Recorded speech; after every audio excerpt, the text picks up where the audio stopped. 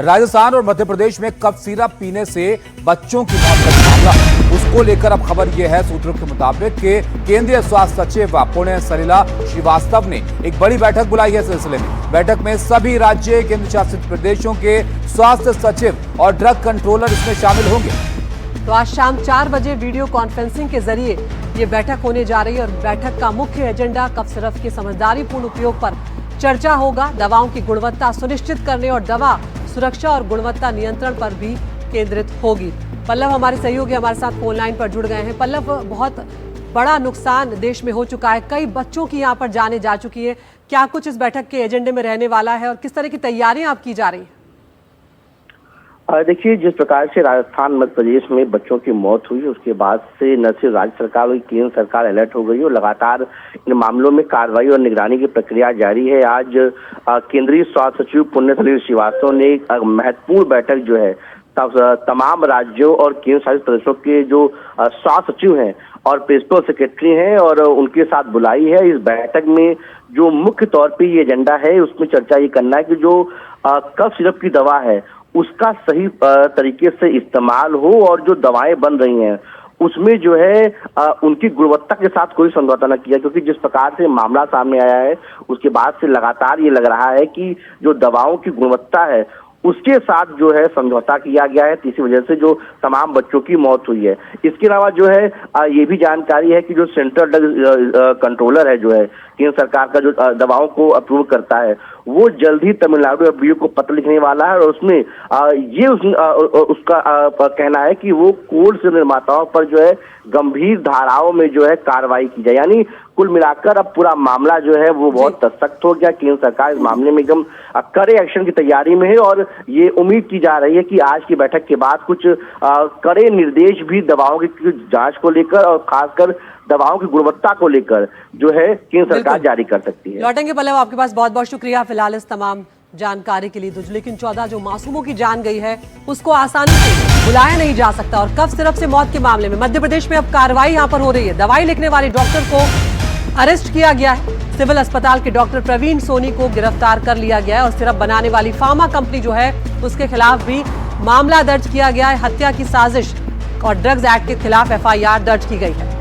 मध्य प्रदेश के छिंदवाड़ा के परासिया ब्लॉक में रहने वाले बच्चों की मौत कफ सिरप से हुई है और मध्य प्रदेश सरकार ने 1420 बच्चों की लिस्ट तैयार की है जिन्हें निगरानी में रखा गया है। सर्दी, बुखार, जुकाम से पीड़ित बच्चों की निगरानी डॉक्टर्स की देखरेख में हो रही है। मध्य प्रदेश की कफ सिरप से मौत का पहला मामला 7 सितंबर को सामने आया था। जांच में पता चला कि डॉक्टरों ने कोल्ड्रिफ दवा को यहां पर लिखा था।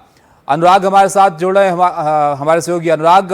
अब जांच भी की जा रही है, ये कार्रवाई भी यहां पर की जा रही है, लेकिन लापरवाही बड़ी हो गई है। जरा बताइए कि किस तरह की एक्शन है और क्या इससे इस बात पर यहां पर लगाम लगेगी कि इस तरह की दवाइयां लोगों तक ना पहुंचे?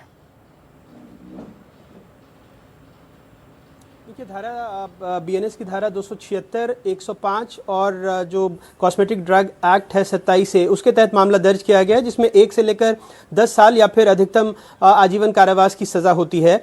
कल देर रात को जो डॉक्टर प्रवीण सोनी है, क्योंकि 99% बच्चों का इलाज उन्होंने ही किया था, जो परासिया ब्लॉक में मौतें हुई हैं उन्होंने उसको रेफर किया जब बच्चों की हालत बिगड़ने लगी और फिर नागपुर में उसका इलाज चला। अभी भी 6 बच्चे ऐसे हैं जो या तो नागपुर के अलग अलग अस्पतालों में जिनका डायलिसिस हो रहा है या फिर वो वेंटिलेटर पर हैं।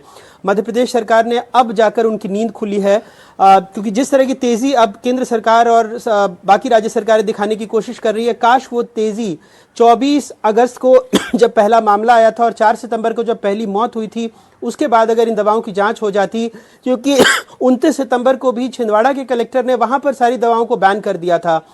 400 दवाएं कल देर रात सीज की गई हैं, लेकिन 250 के आसपास जो कोल्ड ड्रिफ्ट की बोतलें हैं वो बिक चुकी हैं। वो कहाँ है उसको ट्रैक करना, ट्रेस करना और उन बच्चों की हालत कैसी है, इसमें अब सरकारें लगी हुई हैं।